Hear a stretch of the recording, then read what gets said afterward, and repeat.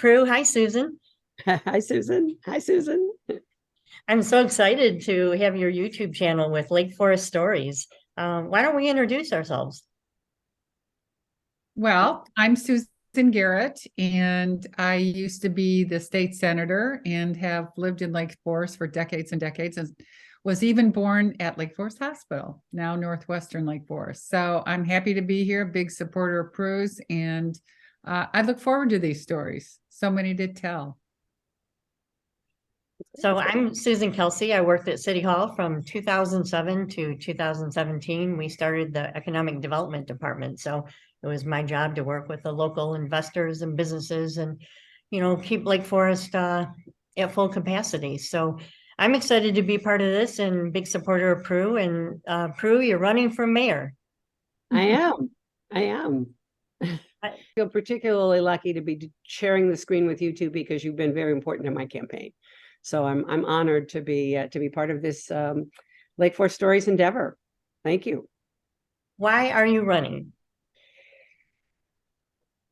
The short story of why I've done anything in Lake Forest is I really love Lake Forest. I fell in love with Lake Forest when I first saw it some decades ago. I was visiting from my hometown in Champaign, and I came up to see my then boyfriend, Frank Beidler.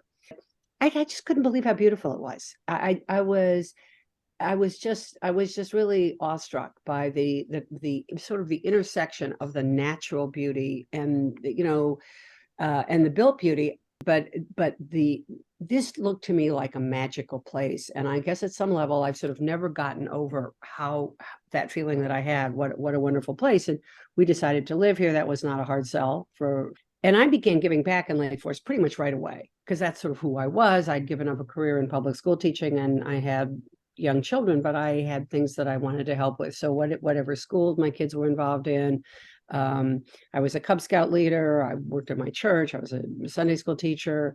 A lot of different things. At the same time, still doing some stuff on volunteer boards in Chicago, but also a lot in Lake Forest. I was a tutor in Waukegan for some time, and so on. And I've always been kind of a giver back person. That's sort of what I do, and what I like to do.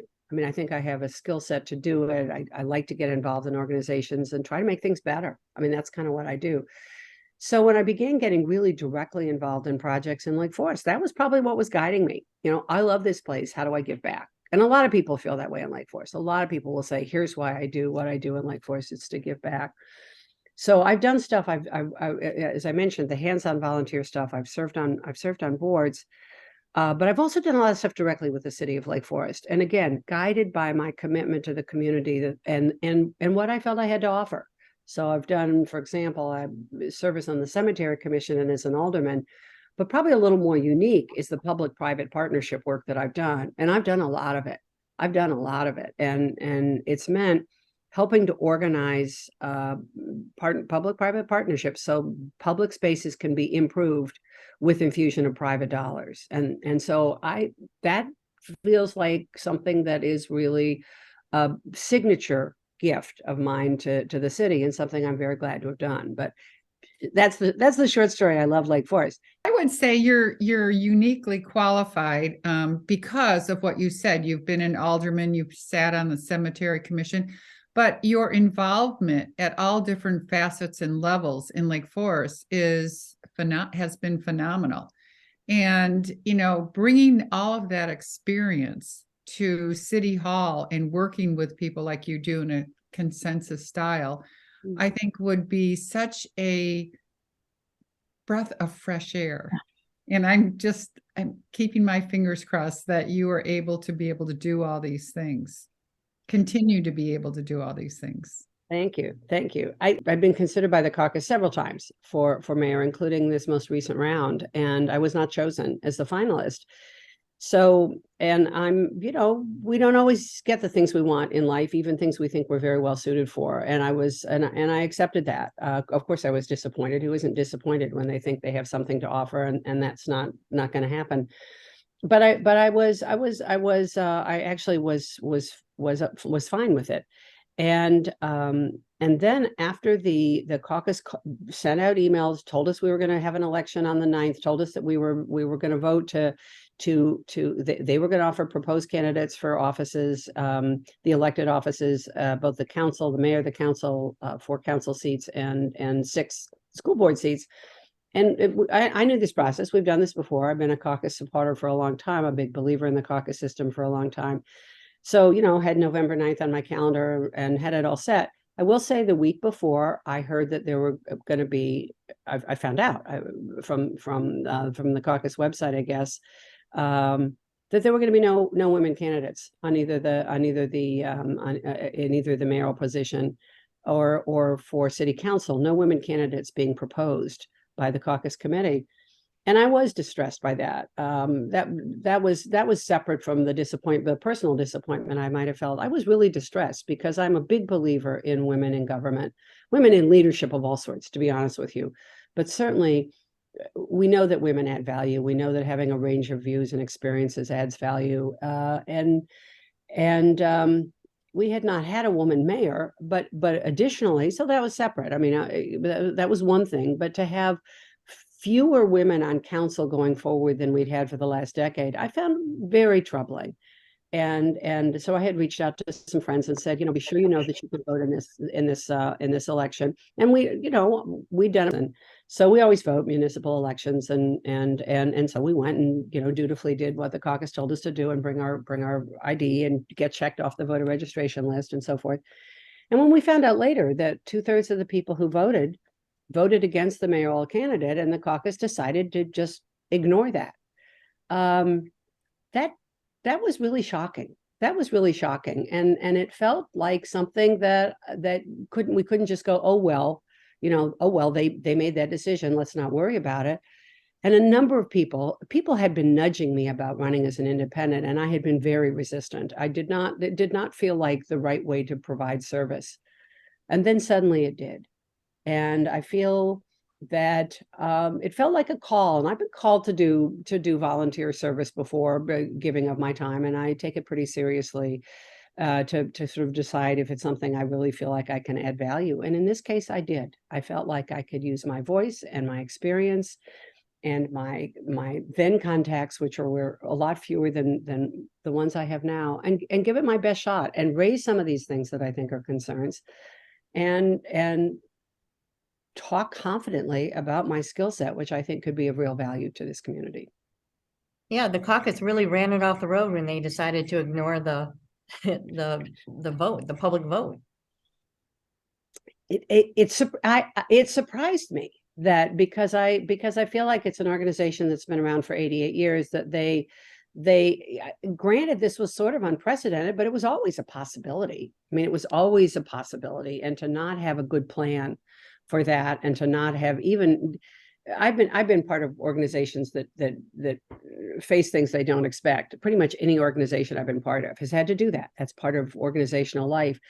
And you have to bring the best minds possible to bear to figure out, how do we solve this? And I am startled by the doubling down, I have to admit.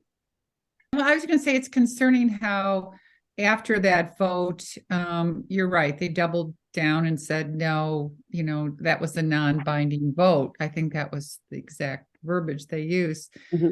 But even after that, they kind of pointed the finger at you and made you seem like the villain. And here you are, a public servant, willing to put yourself out there in a very public way.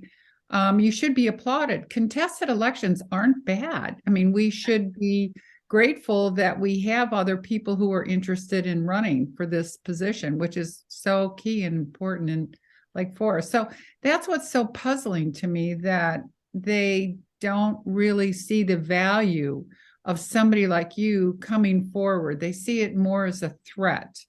And I think we have to, say it's going to be okay. Whoever wins the election, but it'll be a fair fight. And that's good. Contested elections are good.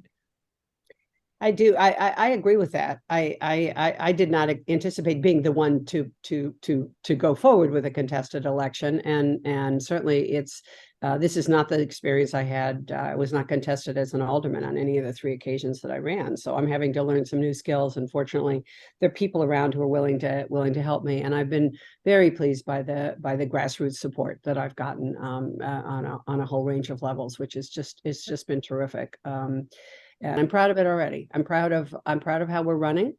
I hope that's been on my mind right along. I don't want to do anything that I'll look back on and go, I didn't need to do that. Why did I do it? I want to be proud of every single thing I say, even if it's sometimes critical. I want to do it in a way that's respectful of people's humanity, because that's kind of who I am. So if you become mayor, the caucus has a purpose. I mean, it vets hundreds of volunteer positions, and how do you anticipate working with them in the future? The short answer is I do anticipate working with them for exactly the reason you just stated. Those are critical positions, and they have done a solid job and of vetting. I imagine I would expect to work with them in pretty much the same way the current mayor, George Pandeleon, works with them. What else have you been surprised by in the last couple of weeks? Well, if we stay on the subject of the caucus, I have to say the unprecedented infusion of money to the caucus is I would probably use the word, I might say startling, but I think I'd probably use the word troubling. There's no history of the caucus having raised money like this before. So it really begs the question, why? What are they afraid of? What do they see as the stakes in this election? To me, the stakes are finding exemplary leadership, choosing an exemplary leader to be the mayor of a city, which is what Lake Forest deserves. Deserves that kind of leadership. So that has startled me, I have to say. I think the other thing that I would mention, and it's not that I didn't see this as of importance, but I did not realize how top of mind it is for so many residents. And that's development, specifically real estate development in this community. And particularly right now, there's a focus on the Central Business District. And of course, we have an iconic downtown. I've heard a number of people be startled by how broadly the Central Business District is defined. It seems to have such a broad definitional area in terms of it's goes north to Alden, and it's on the pieces of Wisconsin, and it's across the tracks. And so people are like, why is it being defined that broadly? But what people are finding out is that there are discussions, a lot of discussion about what's going to be happening quite close to downtown Lake Forest, if not right within what we think of as downtown Lake Forest. And there's concern that the process on imagining that space has not been one that was a particularly inclusive process, but that there are decisions being made that will impact residents in this community for generations, just as they were when Howard Van Doren Shaw and the people he worked with created Market Square. And it's clearly worrisome that we might be taking the community in a dramatically different direction than the one we've had up to now in terms of keeping our community iconic, very beautiful in a range of ways. It doesn't mean, I guess, and I think everybody understands this. There will be growth. Of course, there will be growth. There must be growth. We need economic vitality. Is hugely important in Lake Forest, and that we have a vital downtown is in a number of parts of town. Incidentally, we have vital areas all over. We have 2 commuter train stations. Most people don't have that, and we have vital economic communities by both of them. So we have there's just so much to offer here, but I think we could be getting something wrong. And I'm nervous about that. And I'm more than nervous. I feel a sense of urgency about being very, very mindful of the importance of being deliberate and transparent, particularly the transparency about our real estate development going forward. Prue, let me just the donations that have been received. It's not like 200. Isn't it a small group of people that have donated a lot of money? Yeah, that's the other thing. Yeah, a lot of people doing the max, or several. It's not a big number of people. That you're right, Susan. And I think a dozen. Yeah, a dozen giving at this point, what, almost $100,000. it's a bit of a red flag. It's more than a bit of a red flag. I think you have to think that there is some sort of interest that I'm not aware of, and but that I think we should probably be worried about. So and that's, that's on my mind. And I the caucus has had experience with contested elections, so I certainly expected them to mount an effort. But this one feels different to me. This one feels different. Susan, you have a lot of political experience. What are these red flags with these small number of people giving large donations? Well, it feels to me that those 12 people or so are trying to protect something. It's unusual to see people give $20,000, $6,000, $12,000, huge increments of money. And if those people are insiders, which I think they are, there must be something, and maybe there is a connection. Maybe there's a connection to the development of downtown Lake Forest.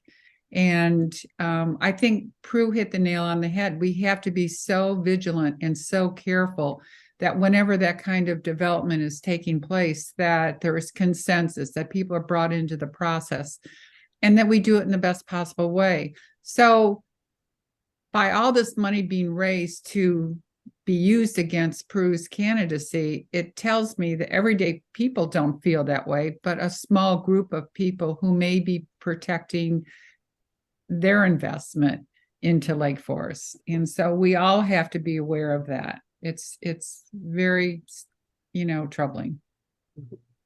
We have so many new residents, and I think about 1/5 of our households have turned over in the last couple of years. And I think when you mentioned, Prue, that you came to Lake Forest and there was a feeling about it, I think our new residents have and had that feeling when they came here, and they don't always know why, but this has been decades and over a century of kind of very thoughtful planning about scale and development. And all the business was on the west side of the train tracks, and we kept residents on the east side of the train tracks. And there's just this essence of Lake Forest that people feel and maybe don't understand the history. So we will do another story about the preservation and the history of Lake Forest, so newcomers understand and can appreciate where we've come from. I love that phrase. I think the essence of Lake Forest is really, and that it has been vital for so long. And I would highlight your use of the word steward. There have been stewards of this city since it was incorporated in 1861. Many stewards, and some we see some of those stewards on the walls of the city council chambers. But there have been lots of other people ensuring that this community remains safe and strong and beautiful. So I'd like to be one of those stewards, and two who I know of right now are sitting in this call with me. And there are a lot of people dedicated to keeping Lake Forest the remarkable community that it's been for a century and a half. Beautiful. See you on the next Lake Forest Stories. Thank you. Thank you. Thanks for doing this, Susan.